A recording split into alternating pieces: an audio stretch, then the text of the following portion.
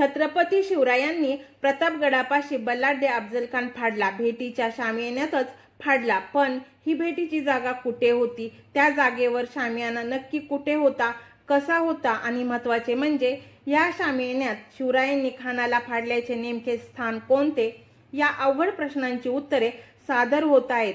प्रतापगडाजवळ ज्या शामियान्यामध्ये शिवरायांनी अफजलखानाची भेट घेऊन त्याला फाडला, त्या शामियान्यासाठी जागा निवडण्यापासून त्या जागेमध्ये शामियाना नेमका कुठे होता, त्याचा दरवाजा कोणत्या दिशेला होता, शिवरायांनी ती विशिष्ट रचना का केली होती, हे कळले की शिवरायांच्या अभेद्य डावपेचासह त्यांच्या अफाट बुद्धिमत्तेचा एक जबरदस्त आविष्कार आपल्यासमोर सादर होतो. अफजलखानाची भेट होण्यापूर्वी या भेटीसाठी ज्या अटी ठरल्या होत्या, त्या अटींचा आणि प्रतापगडाच्या परिसरातील नैसर्गिक भूसंरचनेचा म्हणजे डोंगर, दऱ्या, टेकड्या इत्यादींचा अचूक मेळ घालून शिवरायांनी भेटीच्या त्याच जागेची निवड केली होती. ही जागेची निवड आणि त्यावरील शामियान्याची रचना अफजलखान भेटीच्या त्या विलक्षण, थरारक आणि जीव घेण्या प्रसंगात कशी आणि किती मोलाची ठरली, हा एक फार महत्त्वाचा मुद्दा आहे.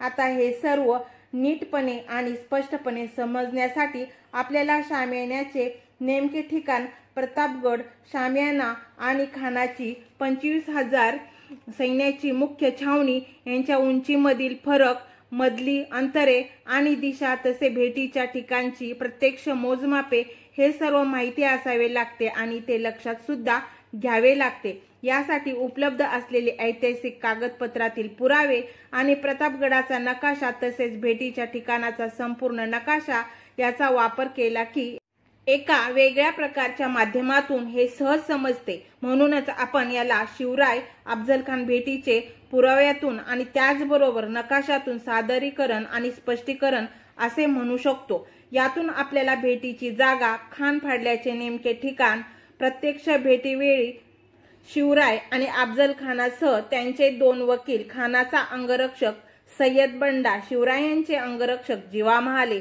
हे कुठे होते, खानाचे अंगरक्षक कुठे होते, खानाची पालखी कुठे थांबली होती, शिवरायांचे अंगरक्षक कुठे होते, ही सर्व महत्वाची माहिती सुद्धा अंतरासह बरोबर समजते. प्रतापगड ते भेटीची जागा आणि भेटीची जागा ते पारगाव ही सर्व अंतरे पाहू. आता आपण मुख्य विषयाला सुरुवात करू. अफजलखान त्याच्या 25,000च्या फौजेसह वाईवरून घाट चढून महाबळेश्वरला आला. तिथून रडतोंडीचा घाट उतरून तो प्रतापगडाच्या डोंगराच्या पायथ्याशी असलेल्या कोयना नदी काठच्या पार या गावी आला. इथेच त्याने त्याच्या सैन्याची छावणी टाकली. खान पारला आल्यानंतर त्याचा वकील कृष्णाजी भास्कर आणि शिवरायांचे वकील पंथाजी गोपीनाथ या दोन्ही वकिलांच्या मार्फत शिवरायांनी अफजलखानाची भेट कुठे व्हावी आणि या भेटीसाठीच्या अटी याची बोलणी चालू झाली. यामध्ये शेवटी काय ठरले ते अत्यंत महत्त्वाचे असून ते आपण प्रत्यक्ष पुराव्यांच्या माध्यमातून पाहूयात. शिवभारत हा शिवरायांचे राजकवी परमानंद यांनी खुद्द शिवरायांच्या आज्ञेवरून लिहिलेला ग्रंथ आपल्याला सांगतो. आपले सैन्य असे आहे तसेच ठेवून एकट्या अफजलखानाने सशस्त्र निघावे आणि पालखीत बसून पुढे जावे. त्याच्या सेवेसाठी 2-3च सेवक असावेत. तसेच त्याने प्रतापगडाच्या पायथ्याजवळ स्वतः येऊन येथे सभामंडपात म्हणजे भेटीच्या शामियान्यात वाट पाहत राहावे आणि शिवरायांनीही सशस्त्र येऊन त्या पाहुण्यांचा आदर सत्कार गौरवाने यथाविधी करावा. दोघांचाही संरक्षणासाठी सज्ज, स्वामिनिष्ठ, शूर आणि निष्ठावान अशा 10 सैनिकांनी बाणाच्या टप्प्यावर येऊन मागे म्हणजे तेवढ्याच अंतर दूर उभे राहावे आणि दोघांनीही भेटल्यानंतर सर्व लोकांना अत्यानंदकार असे गुप्त बोलणे तेथे करावे. शिवभारत ग्रंथात दिलेल्या या अटीनुसार भेट होण्याचे ठरले. भेटीबद्दल सभासद बखर या शिवरायांच्याच एक अधिकाऱ्याने लिहिलेल्या बखरीतील उल्लेख, राजेगडावरून उतरावे, खानाने गोटांतून पुढे यावे, उभयतांनी दरम्यान डेरे देऊन खासे भेटावे असा आहे. या वर्णनातून भेटीच्या वेळी खानासोबत 2-3च सेवक असावेत, अर्थात शिवरायांच्या सोबत सुद्धा 2-3च सेवक असावेत आणि शिवराय तसेच अफजलखानाच्या प्रत्येकी 10 अंगरक्षकांनी बाणाच्या टप्प्यावर म्हणजे धनुष्यातून सुटलेला बाण जितक्या अंतरावर जाईल तितके दूर उभे राहावे. या 2 महत्वाच्या अटी आपल्याला कळतात. आता बाणाचा टप्पा हे अंतर शिवकालीन तीर कामट्याच्या हिशोबाने 150 ते 200 फूट भरते. आपण हे अंतर 250 फूट धरूयात.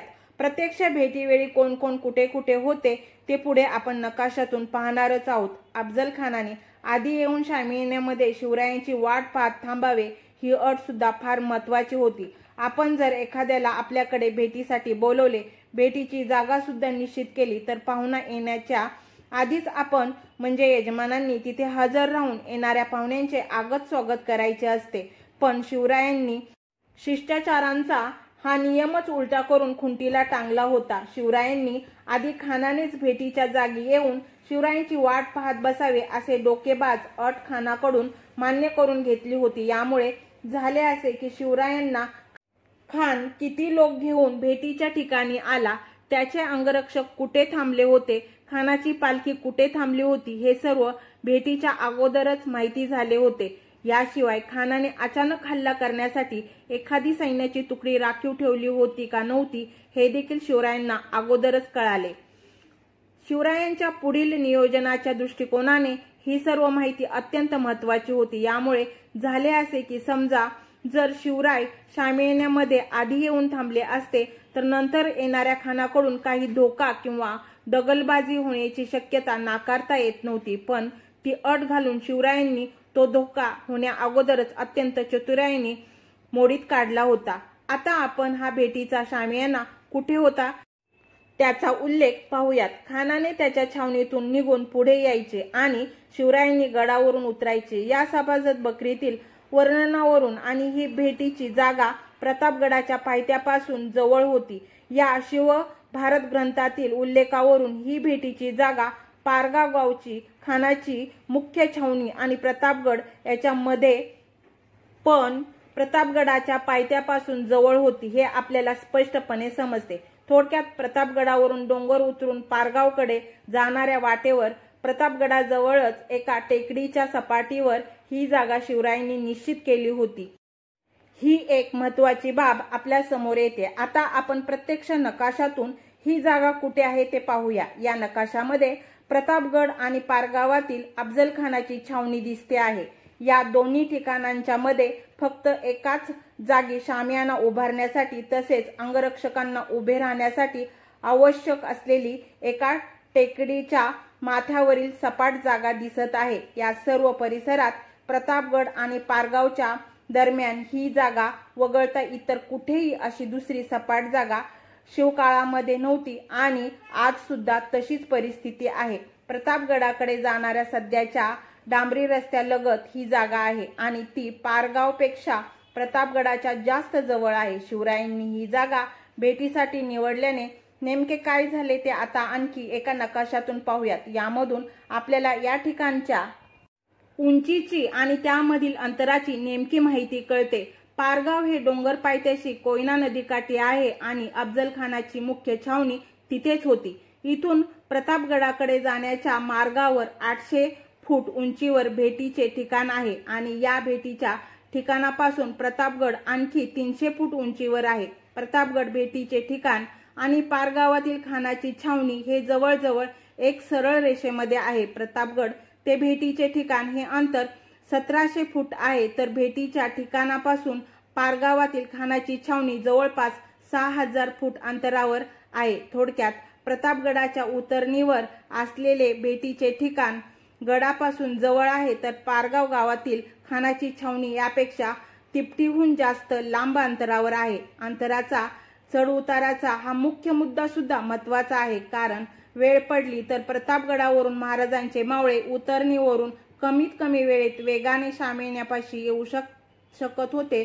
पण खानाच्या पारगावच्या छावणीतील सैन्यांना मात्र शामियान्यापाशी येण्यासाठी जादा अंतरामुळे आणि चढ चढून यायचे असल्यामुळे जवळपास चौपट जादा वेळ लागणार होता. म्हणजेच इथे वेळ, अंतर आणि वेगाच्या गणितात शिवरायांनी खानावर बेमालूमपणे मात केली होती. यात आणखी एक महत्वाचा मुद्दा म्हणजे प्रतापगडावरून भेटीचे हे ठिकाण अगदी स्पष्ट दिसते तर पारगावातून जिथे खानाची छावणी होती तिथून हे भेटीचे ठिकाण अजिबात दिसत नाही, कारण लांब अंतर, मध्ये येणारे डोंगराचे चढ उतार आणि त्यावरील घनदाट झाडी म्हणजे भेटीच्या ठिकाणी शामियान्याच्या समोरच्या जागेत काय घडते आहे ते प्रतापगडावरून दिसत होते, पण खानाच्या छावणीतील लोक मात्र याबद्दल पूर्णपणे अंधारातच होते. आता सर्वात महत्त्वाचा मुद्दा म्हणजे या भेटीच्या जागेवर शामियाना नेमका कुठे होता, तसेच शिवरायांचे आणि अफजल खानाचे 10 अंगरक्षक कुठे उभे होते या प्रश्नांची उत्तरे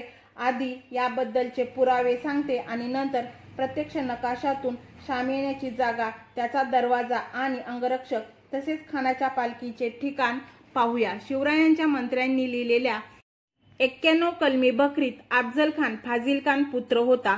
त्यासी लष्करात ठेवून आपण पालखीत बसून स्वार झाले. पूर्वेकडून खान येताच पालखी खाली उतरले असा मजकूर आहे. यावरून अफजल खान भेटीच्या ठिकाणी पार गावातून डोंगर चढून आल्यावर पूर्व दिशेकडून पालखीत बसून आला होता हे कळते. याच बकरीमधील दुसरा महत्वाचा मजकूर असा, अगोदर राजेश्रींनी म्हणजे शिवरायांनी सदरेस मागे मोठी गर्ता खणून ठेवली होती. गर्ता म्हणजे अगदी तीव्र उतरणीचा दरीसारखा भाग किंवा मोठ्या आकाराचा खोल खड्डा. शामियान्याच्या मागे शिवरायांनी गर्ता खणून ठेवली होती. या वाक्यावरून आपल्याला शामियान्याची मागची बाजू कुठे होती आणि त्याचबरोबर शामियान्याची पुढची बाजू म्हणजे दरवाजाची बाजू कुठे होती हे कळते. आपण मगाशी भेटीच्या जागेचा जो नकाशा पाहिला त्यात या जागेच्या पश्चिम, दक्षिण आणि पूर्व बाजूला आजही तीव्र उताराचा भाग आहे. या जागेमध्ये येण्यासाठी या जागेच्या उत्तर टोकाकडूनच येता येते. पूर्वेकडून येणारी वाट आणि पश्चिमेकडून म्हणजे प्रतापगडाकडून येणारी वाट सुद्धा जागेचा उत्तर टोकापाशीच आधी येते. म्हणजे शिवकाळात या सपाट जागेवर यायला या दोनच वाटा होत्या हे स्पष्ट आहे. खान पूर्वेकडून इथे आला आणि शिवराय पश्चिमेकडून म्हणजे प्रतापगडावरून या ठिकाणी आले हे आता आपल्या लक्षात येते. आता सर्वात शेवटी सर्वात महत्त्वाचा पुरावा पाहूयात. शिवराय आणि अफजल खान यांची भेट नेमक्या कोणत्या ठिकाणी झाली, म्हणजेच भेटीसाठीचा शामियाना भेटीसाठी ठरलेल्या विस्तृत जागेत नेमका कुठे होता हे आपण पाहणार आहोत. याचा पुरावा फक्त श्रीमंत महाराज भोसले यांची बकर उर्फ शेडगावकर बकर या बकरीमध्येच आहे. हा पुरावा निर्वादितपणे शामियान्याची जागा कुठे होती हे आपल्या समोर आणतो. या बकरीतील अफजल खानाला मारल्यानंतरचा तो महत्वाचा मजकूर असा आहे, शिवाजीराजे प्रतापगडावर गेले, नंतर अफजल खान याचे शिर बुरुजात पुरुनी टाकिविले. त्या दिवसापासून बुरुजाचे नाव अब्दुल्ला बुरुज ठेविले. त्याचे धड कचेरी लगत दफनावून कबर बांधिविली. आता या वर्णनातून आपल्याला समजणारी अत्यंत महत्वाची बाब म्हणजे अफजल खानाचे धड कचेरी लगत दफनावून कबर बांधिविली होती. कचेरी म्हणजेच सदर आणि गाठी भेटीची मुख्य कामकाजाची जागा अर्थात शिवराय अफजल खान भेट जिथे झाली तो शामियाना म्हणजेच कचेरी. या शामियानालाच इतर बकरीमध्ये आणि ऐतिहासिक कागदपत्रांच्या मध्ये सदर असे म्हटलेले आहे. सदर आणि कचेरी या दोन्ही समान अर्थी शब्द आहे. आता ह्याचा अर्थ अगदी स्पष्ट आहे आणि तो म्हणजे सध्या जिथे अफजल खानाची कबर आहे त्या कबरी शेजारीच शिवरायांनी अफजल खानाला फाडलेला शामियाना शिवरायांनी भेटीसाठी उभारला होता. याला बळकटी देणारा दुसरा प्रत्यक्ष पुरावा म्हणजे प्रतापगड ते पारगावच्या दरम्यान फक्त ही एकच पुरेशी सपाट जागा शिवकाळामध्ये उपलब्ध होती आणि आजही ती तशीच आहे. यावरून आता आपण भेटीचा शामियाना नेमका कुठे होता, त्याचा दरवाजा कोणत्या दिशेला होता, या शामियान्याचा आकार केवढा होता, अंगरक्षक कुठे थांबले होते, खानाला शिवरायांनी नेमक्या कोणत्या स्थानी फाडले हे अचूकपणे दाखवू शकतो. खान पूर्वेकडून पालखीतून आला, शिवराय पश्चिमेकडून म्हणजे प्रतापगडाकडून आले. शामियाना खानाच्या कबरी लगत होता आणि गर्ता शामियान्याच्या मागे होती. हे सर्व पुरावे वापरून आपण आता भेटीच्या ठिकाणाचा पूर्ण नकाशा पाहूयात. भेटीच्या या जागेवर असलेली ती अफजल खानाची कबर यात दाखवली आहे. या कबरीच्या पश्चिमेकडे लगतच जेमतेम 20 फुटावर तीव्र उतार चालू होतो. त्यामुळे शामियाना या बाजूला असूच शकत नाही, बसूच शकत नाही. कबरीच्या दक्षिणेला गर्ता आहे. ही गर्ता शामियान्याच्या मागे होती म्हणजे शामियान्याचे तोंड किंवा दरवाजा उत्तरेकडे होता हे नक्की आहे. भेटीच्या या जागेकडे येणारे दोन्ही मार्ग आजही या जागेच्या उत्तर टोकाकडेच आहेत. ही भेटीची जागा दक्षिण टोकाला पूर्व पश्चिम 100 फूट लांबीची तर दक्षिण उत्तर 300 फूट लांबीचे आहे. आकार थोडासा वेडावाकडा आहे. शामियान्याच्या समोरच्या मोकळ्या जागेत अंगरक्षक बाणाच्या टप्प्यावर म्हणजे सुमारे 1.25 फूट अंतरावर उभे होते. शामियाना या जागेच्या अगदी दक्षिण टोकाला गर्तेला लागून उभारण्यात आला होता, कारण अंगरक्षक बाणाच्या टप्प्यावर उभे करता येणे शक्य होते. अफजल खानाची कबर या जागेच्या दक्षिण टोकाकडे आहे. हा याचा दुसरा महत्त्वाचा पुरावा आहे. कबरीपासून पूर्व दिशेला सदर भागाचे जे अंतर आहे ते जेमतेम 70 फूट इतकेच आहे. म्हणजे शामियान्याची पूर्व पश्चिम लांबी याहून थोडी कमी म्हणजे जास्तीत जास्त 65 फूटच असू शकते. दुसरी बाजू सुद्धा तेवढीच झाली तर या शामियान्याचा आकार जास्तीत जास्त 65 फूट बाय 65 फूट इतकाच असू शकतो. आता हा शामियाना शिवरायांनी भेटीसाठी तात्पुरता उभारला असल्याने आणि हे भेट सुद्धा फार काळ चालणार नसल्याने, तसेच या शामियान्यात भेटीच्या वेळी शिवराय, अफजल खान आणि त्यांचे 2 वकील अशा 4च व्यक्ती होत्या. त्यामुळे माझ्या मते हा शामियाना 40 फूट लांब 30 फूट रुंद एवढाच आकाराचा असावा. शामियान्यासमोर उत्तर बाजूला असलेल्या मोकळ्या जागेत 1.25 फूट अंतरावर शिवरायांचे अंगरक्षक पश्चिम बाजूला तर खानाचे अंगरक्षक पूर्व बाजूला उभे होते, कारण ते त्याच वाटेने आलेले होते. अफजल खानाने पूर्वेकडून या जागेवर प्रवेश केला तेव्हा त्याने 10 अंगरक्षक मागे ठेवले आणि तिथून शामियान्यापर्यंत अफजल खान पालखीत बसूनच आला होता. ही पालखी अफजल खानाने शामियान्यापासून 15-20 पावलांवर थांबवली असावी. म्हणजे शामियान्यापासून साधारण 25-30 फूट अंतरावर खानाची पालखी आणि त्या पालखीचे भोई उभे होते. अशा प्रकारे त्या भेटीच्या जागेमध्ये खानाच्या कबरीच्या ठिकाणामुळे शामियाना कुठे होता आणि अंगरक्षक कुठे होते हे निश्चितपणे 40 फूट बाय 30 फूट आकाराच्या शामियान्यात काय काय आवश्यक बाबी हव्या होत्या किंवा बसतात ते आता आपण पाहूया. अफजल खान या शामियान्याच्या बैठकीवर शिवरायांच्या आधीच येऊन बसला होता. त्याचे तोंड उत्तरेला होते, म्हणजे अर्थातच बसण्याची बैठक ही दक्षिण बाजूला शामियान्याच्या मागच्या बाजूला होती. ही बैठक शिवराय आणि अफजल खान दोघांनाही व्यवस्थितपणे खाली बसून बोलता येईल एवढ्या आकाराची म्हणजे किमान 8 फूट बाय 4 फूट या आकाराची असावी. ही बैठक एक चौथऱ्यावरती केली होती, कारण खानाचे पोट फाडल्यानंतर शिवरायांनी चौथऱ्याच्या खाली उडी मारल्याचा उल्लेख सभासद बखरीमध्ये आहे. म्हणजे बैठक चौथऱ्यावर होती आणि हा चौथरा किमान 12 फूट बाय 12 फूट इतक्या आकाराचा तरी असावा. या चौथऱ्याच्या समोरच मोकळ्या जागेत शिवरायांचे वकील पंताजी गोपीनाथ आणि खानाचा वकील कृष्णाजी भास्कर हे दोघे उभे होते. खानाचा अंगरक्षक सय्यद बंडाला शिवरायांनी शामियान्यात प्रवेश करण्यापूर्वीच शामियान्याच्या बाहेर काढले होते. तो शामियान्याच्या बाहेर उभा होता आणि त्याच्यावर लक्ष ठेवून शिवरायांचे अंगरक्षक जीवा महाले हे दरवाजाच्या दुसऱ्या बाजूला उभे होते.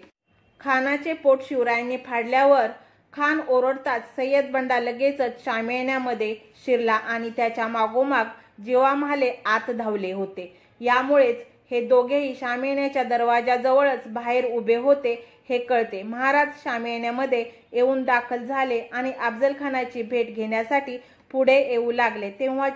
तेव्हाची परिस्थिती किंवा तो क्षण या नकाशामध्ये दाखवला आहे. आता इथून पुढे काय घडले या प्रश्नाच्या उत्तरातून आपल्याला शिवरायांनी अफजल खानाचे पोट नेमके कोणत्या स्थानी फाडले याचे उत्तर मिळते. शिवराय शामियान्यात आलेले पाहताच खान बैठकीवरून उठला. शिवरायांना मिठीत घेण्यासाठी तो बैठकीपासून थोडासा पुढे आला. शिवराय बैठकीच्या चौथऱ्यावर चढले. समोर आलेल्या शिवरायांना खानाने मिठीमध्ये घट्ट जखडून त्यांची मान डावे काखेत घट्ट दाबून धरून शिवरायांच्या कुशीमध्ये कटारीचा वार केला. पण शिवरायांनी त्यांच्या पोशाखाच्या आत जाळीदार चिलखत घातले असल्याने खानाचा तो वार नाकाम झाला. त्या चिलखतावर कट्यार नुसतीच खरकटली. खानानेच प्रथम असा दगा करताच शिवरायांनी चपळाईने डाव्या हातातील वाघनखाचा मारा खानाच्या पोटावर केला आणि मागोमाग उजव्या हातातील बिछवा खानाच्या पोटात खुपसून त्याचे पोट आडवे फाडले. अशा प्रकारे शिवरायांनी अफजल खानाला फाडले, तो या चौथऱ्यावरच, बैठकीच्या अगदी जवळच फाडले.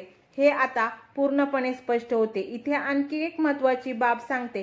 खानाला मारल्यानंतर त्याचे धड त्याच दिवशी दफन केलेले होते, पण ते शामियान्यात केलेले नव्हते, तर शामियान्यालगत शामियान्याच्या बाहेर बाजूला दफन करण्यात आले होते। शामियाना हा त्यानंतर दुसऱ्या तिसऱ्या दिवशी काढण्यात आला असावा, म्हणजे खानाला जिथे फाडले ती जागा अफजल खानाची कबर सध्या जिथे आहे तिथून पूर्वेला 40 ते 50 फूट अंतरावर निश्चित करता येते। उपलब्ध ऐतिहासिक वर्णनाच्या वरून, प्रत्यक्ष जागेच्या मोजमापावरून, प्रतापगड भेटीची आणि पारगावच्या स्थानावरून आणि महत्त्वाचे म्हणजे अफजल खानाच्या कबरीच्या जागेवरून अशा प्रकारे नकाशातून आपण अफजल खानाला शिवरायांनी फाडलेला शामियाना नेमका कुठे होता, कसा होता, शिवरायांनी खान फाडल्याचे नेमके स्थान कोणते याची पूर्ण खात्रीलायक आणि अचूक निश्चित करू शकतो। मित्रांनो, हा होता अत्यंत बिकट आणि जीवघेण्या परिस्थितीत सुद्धा स्थिर राहणाऱ्या शिवरायांच्या अद्वितीय बुद्धिमत्तेचा आणि डावपेचाचा एक जबरदस्त आविष्कार। यामध्ये शिवरायांनी भेटीच्या अटी, भेटीची जागा, शामियान्याची रचना हे सर्व किती बारकाईने विचार करून ठरवले होते हे समोर येते। शिवरायांच्या अत्यंत बुद्धिमान अशा त्या योजनेचा सर्वांगीण उलगडा करून अखेर शिवरायांनी खान नेमक्या कोणत्या स्थळी फाडला याचे हे आगळेवेगळे सादरीकरण तुम्हाला आवडले असेल तर माझ्या या व्हिडिओला लाईक, शेअर, सबस्क्राईब करा आणि एक छानशी कमेंट देखील करा। तुमची एक कमेंट आम्हाला नवनवीन व्हिडिओ बनवण्याची प्रेरणा देते आणि बेल आयकॉनचे बटन देखील प्रेस करा। जय शिवराय।